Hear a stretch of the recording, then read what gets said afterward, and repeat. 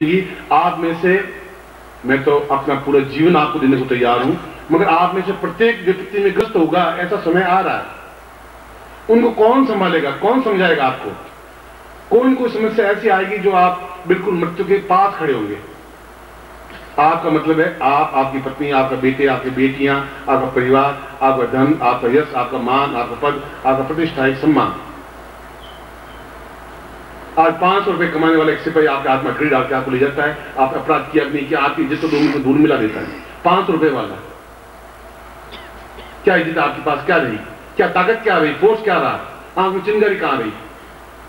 आपकी इज्जत तो 2 मिनट में उतरी, आपका जीवन समाप्त हो गया। निर्भीकता जो आनी चाहिए वह निर्भीकता तब आ पाएगी जब आप निश्चिंत हो जाएंगे कि अब मेरे कुछ चिंता तनाव जीवन में, परिवार में आ ही नहीं सकती। आप में नहीं, पूरे परिवार में। इज्जत में कोई बट्टा लग नहीं सकता, मृत्यु मेरे पास फटक नहीं सकती, मेरे पास नहीं, मेरे बेटे बेटियों पत्नी के पास भी। अभाव मेरे जीवन में आ नहीं सकता, दरिद्रता मेरे जीवन में नहीं आ सकती। मैं निश्चित होकर विचरण करूं तो कोई मेरा वाहन मेरा बिगाड़ नहीं सकता, मेरे साथ एक्सीडेंट नहीं हो सकता। और जो कुछ गुरु दे रहे हैं उस विद्या को, उस ज्ञान को पूर्ण तक पहुंचा सकूंगा, क्योंकि मैं निश्चिंत हूं, निर्भीक हूं, मेरे पीछे गुरु हैं जिन्होंने मुझे इस योग्य बनाया है।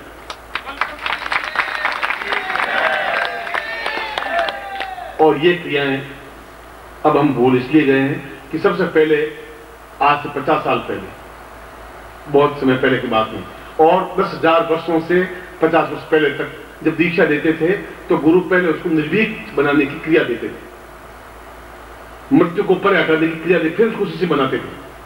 अब हम सीधे शिष्य बना देते हैं। ओम परमपिता नारायण गुरु जो नमः, उस मृत्यु को आप मंत्र जापते रहे। मैं अपनी खुद की आलोचना कर रहा हूं, मगर आप धीरे धीरे जो शिष्य कर रहे हैं उस आंसुओं को कौन देख पाएगा? कैसे देखेंगे हम? उस वेदना को कैसे समझेंगे? वो तब समझेंगे जब आप निर्भीक हो पाएंगे। इसलिए हमारे शास्त्रों में प्रत्येक देवता के पास एक आयुध दिया, शस्त्र दिया, उनके शरीर में ताकत दी, ऋषियों को एक क्षमता दी, पौरुष दिया, गिड़गिड़ाते हुए नहीं बीते। इसलिए 10 महाविद्याओं की रचना की कि इनमें उस मंत्र बल के माध्यम से, सुबह मैंने मंत्र का समझाया था, मैं बोलूं और आप तक पहुंचे, आपको क्रोध में बना दूं, मैं बंदूक की गोली 10 फीट दूर से छोड़ूं और आप समाप्त हो जाए, तो मृत्यु है। आप घर में अभावग्रस्त हैं, आप मृत्यु है। आपका भगवान नहीं करे कुछ भी हो जाए तो आपके जीवन का अर्थ रहेगा भी क्या? इस विद्या का क्या अर्थ रहेगा? इसलिए पहले गुरु दीक्षा देते ही नहीं, पहले पूर्णता से मृत्यु से परे हटाने की क्रिया करते थे। मेरे साथ की, मेरे साथ और शिष्य थे, उनके साथ की, मगर अब वो शिष्य वैसे रहे नहीं, अब ऐसे गुरु भी नहीं रहे। क्यों? गुरुओं को वह ज्ञान नहीं रहा, शिष्यों को ग्रहण करने की स्थिति नहीं रही, दोनों में अंतर आए। इसलिए सीधा गुरु मंत्र दिया और शिष्य अपने घर, गुरु अपने घर। मगर क्या गुरु ने अपने कर्तव्य का पालन किया? क्या गुरु दम ठोके कह सकता है कि मैंने शिष्य को निर्भीक बनाया? क्या गुरु ने उसके छिपे हुए आंसुओं को देखा? क्या गुरु ने उस शिष्य कार्य को सुना? नहीं सुना, नहीं सुना। इसलिए गुरु अपने आप में बिल्कुल निस्तेज हो गए, बुझ गए, समाप्त हो गए। गुरु समाप्त हो गए, शिष्यों की गलती नहीं थी उसमें। और अगर शिष्य ग्रहण नहीं कर सके तो वह शिष्य भी अपने आप में धिक्कार नहीं योग्य है, क्योंकि वह रोते हुए कलपते हुए जीवन व्यतीत करेंगे तो होगा भी क्या आपका? ये मंत्र आपको काहे लिए दे रहा हूं, फिर क्यों दीक्षा दे रहा हूं, क्यों आपका दीक्षा दे रहा हूं, क्यों मैं ब्रह्मत्व दीक्षा दे रहा हूं, क्यों आपको अणु परिवर्तन दीक्षा क्यों दे रहा हूं? फिर मैं क्या होगा? कल आपकी मृत्यु को प्राप्त हो जाएंगे, आपके परिवार में कोई अकस्मात आपके सामने मौत हो गई, मैं कहां मुंह दिखाऊंगा आपके सामने? कैसे खड़ा होऊंगा? गुरु जी मैं तो आपको समर्पित कर चुका अपने आप। फिर क्या स्थिति बनी? क्यों मुझे अपने गुरु, मुझे पहले निर्भीकता की दीक्षा दी, क्यों मुझे मृत्यु को परा करने की दीक्षा दी, क्यों दी ऐसी? फिर इससे मुझे क्यों बनाया? ये सारी मन में उथल पुथल, उमड़ घुमड़ उस पंचांग को देखने के बाद आई। और फिर मुझे श्लोक याद आया यमोपनिषद का, चतुर्दश्याम भौमवारेण चतुर्दश्याम ताम कालात्मक महावे पूर्णताम मृत्यु इच्छायाम दीवो देवा वदन्यवि। चतुर्दशी हो, भौमवार हो, वो अपने आप में एक योग होता है। आपने कहा देवी के या तो अष्टमी होती है, चतुर्दशी होती है देवी के पूजन के लिए, और मंगलवार अपने आप में पूर्ण यम का प्रतीक होता है। और फिर रात्रि काल रात्रि है, ये काल रात्रि दिन चल रहे हैं। इन दिनों में ही हम निर्भीक बने, रात्रि को निर्भीक बने। कुछ साधना ऐसी होती है जो रात्रि को ही हो सकती है। मैं भी बैठा बैठा 15 मिनट यहाँ ये सोच रहा था कि अब इनको विश्राम दूं, मैं भी विश्राम करूं। आपसे ज्यादा मुझे विश्राम की इसलिए जरूरत है कि घंटे भर बाद मुझे वापस 5-6 घंटों के साथ में उठना पड़ेगा, फिर दिन भर आपके सामने खड़ा होना पड़ेगा। शायद नींद 15 मिनट या 20 मिनट ले पाऊंगा कि नहीं ले पाऊंगा। निश्चय ये किया था, मगर फिर वो श्लोक मेरे मानस में आया कि अभी तुमने पंचांग देखा है, तुमने इनकी शिष्कार्य सुनी नहीं, इनका अंदर की वेदना नहीं सुनी, ऊपर से तुमने कहा वो मुस्कुरा दिए, जय गुरुदेव की जय, दोनों हाथ उठा के जय गुरुदेव बोल दिए। क्या तुमने उनको समझा? क्या उनको आपने मृत्यु से परे हटाया? आपने ये जो तुम देख रहे हो अष्टग्रही योग, इनसे कौन हटाएगा उनको? हो सकता है कल नहीं मिल पाएंगे, हो सकता है कि शरीर नहीं आ पाए, हो सकता है 6 महीने आप नहीं मिल पाए, और 6 महीने में न मालूम क्या क्या घटनाएं घट जाएंगी। क्योंकि उतना संगीत मैं भी हूं जितने आप हैं।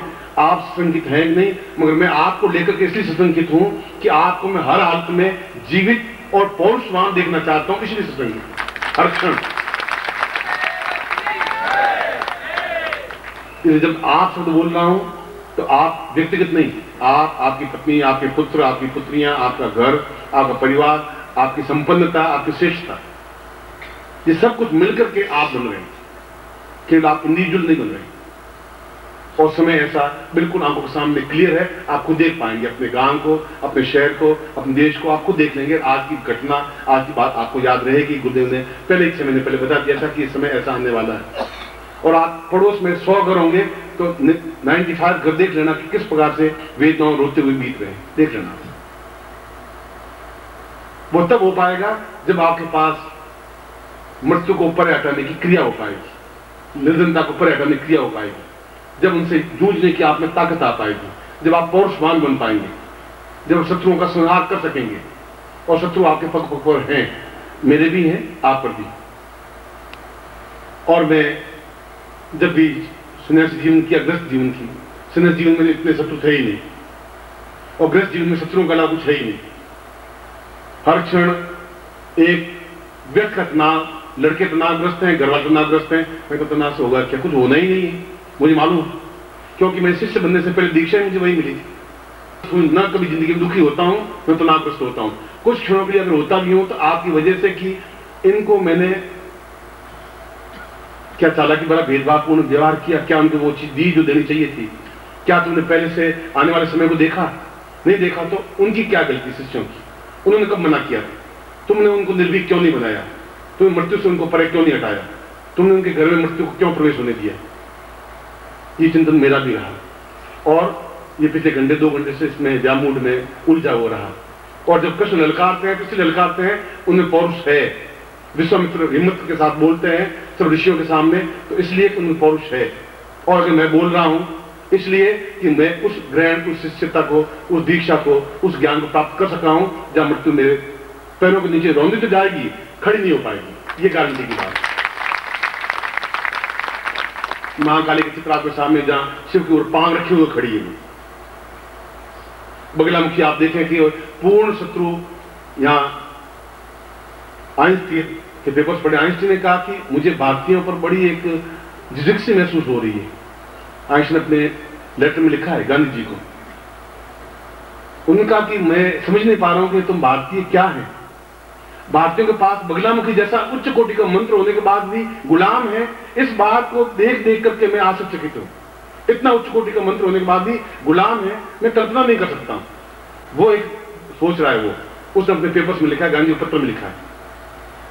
और हम उस मंत्र के महत्व को नहीं समझ पा रहे, और हम बिल्कुल हतप्रभ, निस्तेज और हतवीर बनते जा रहे हैं, हरदम सशंकित बनते जा रहे हैं, हरदम दुखी और चिंतित होते जा रहे हैं। और स्वाभाविकता है, और आने वाला इससे 1000 गुना ज्यादा वेदना युक्त है आपके और मेरे जीवन के, पूरे देश के लिए, पूरे संसार के लिए। एक क्लिंटन 1-2 महीने सोचने का अनुभव पटक देना चाहिए, न आप है, न है, न भारतवर्ष।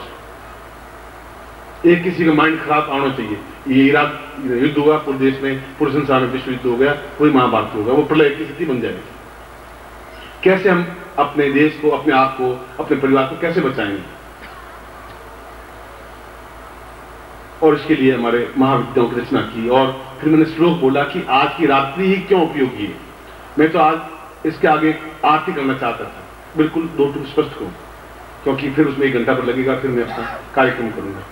मगर मैंने कहा कि फिर भौमवार भी, चतुर्दशी है, तुमने ये सब देखा भी है, तो फिर अपने शिष्यों को अभय क्यों नहीं दिया? फिर उनको ताकत क्षमता क्यों नहीं दी? उस समय को अगर तुम नहीं पकड़े तो शिष्यों को दो भी क्या पाओगे। और इनमें सर्वश्रेष्ठ क्रिया है बगलामुखी क्रिया या महाकाली क्रिया। 10 महाविद्याओं में लक्ष्मी श्री भुवनेश्वरी भी है, भैरवी भी है, छिन्नमस्ता भी है,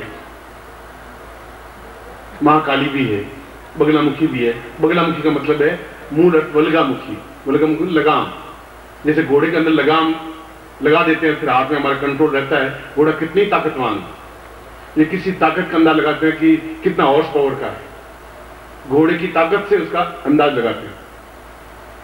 उस यम के मुंह में लगाम पकड़ने की जो क्रिया है उसको बगलामुखी या वल्गामुखी कहा गया है। यम हमारे नीचे पैरों के नीचे कुचला हुआ रहे, चाहे वो देवता भी है, क्योंकि हम देवताओं से भी श्रेष्ठ हैं, क्योंकि मनुष्य हैं, देवताओं से उच्च कोटि के हैं, हम हैं, इस बात का हमें गर्व है। इसलिए आज की रात्रि, कल ये दीक्षा नहीं हो पाएगी, संभव नहीं है, कल दूसरे प्रकार की दीक्षा हो पाएंगी। और अष्टग्रही योग और ये चीज, ये जो समय महाकाल समय है वो महाकाल समय है। इसमें भजन मैंने इसलिए रुकवाया इनका कि उस समय को मैं खोना नहीं चाहता था। मैं भजन सुन सकता था, उसको ऐसा लगा भी होगा कि मेरा भजन रोक दिया, मगर उससे ज्यादा हित मेरा यह था कि मैं शिष्यों को ठीक समय पर क्रिया संपन्न करवा दूं, जिस इस जीवन में मृत्यु को प्राप्त हुआ उनका परिवार नहीं हो सके, दुखी नहीं हो सके, शिष्यकार्य नहीं हो सके, ये जरूरी था। इसलिए मैं बार बार घड़ी देख रहा था। और ठीक 11:15 बजे मैं इस क्रिया को प्रारंभ करूंगा। इसमें 10:30 बजे आसपास है और 11:15 से लगा के 12:15 तक का वो समय है, या 12:35 तक का समय है, जिसको पूर्ण काल रात्रि कहा गया है।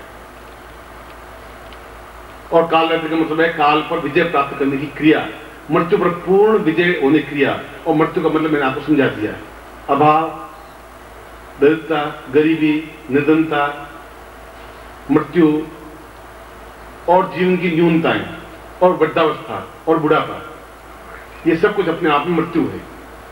क्षण क्षण एक एक क्षण हम मृत्यु को सरक रहे हैं, हर क्षण आतंकित हैं, तनाव युक्त हैं, चिंतातुर हैं। आप छाती पे हाथ रखे सोचिए आंख बंद करके कि क्या तनावग्रस्त नहीं है, आप चिंता युक्त नहीं है। यहाँ बैठे हुए भी हर क्षण एकदम 2 दिन टेलीफोन नहीं आता तो सोचने लग जाते क्या हो गया, क्यों टेलीफोन नहीं आया, क्या हुआ। पत्नी, पति, बेटे, बेटियां सब कुछ एक तनाव में जी रहे हैं। और मैं आपको नहीं, आपके पूरे परिवार को इस तनाव से, मृत्यु से दूर धकेल के ले जाना चाहता हूं। ये मेरी जीवन की इच्छा है। बस जो है उनको धकेलूं पहले, वह आवश्यक है। मैं अपने आप में खड़ा हो जाऊंगा, बहुत बड़ी क्रिया नहीं होगी। मोर पंखों से अच्छा लगता है, पंख नहीं होंगे तो मोर क्या सुंदर लगेगा।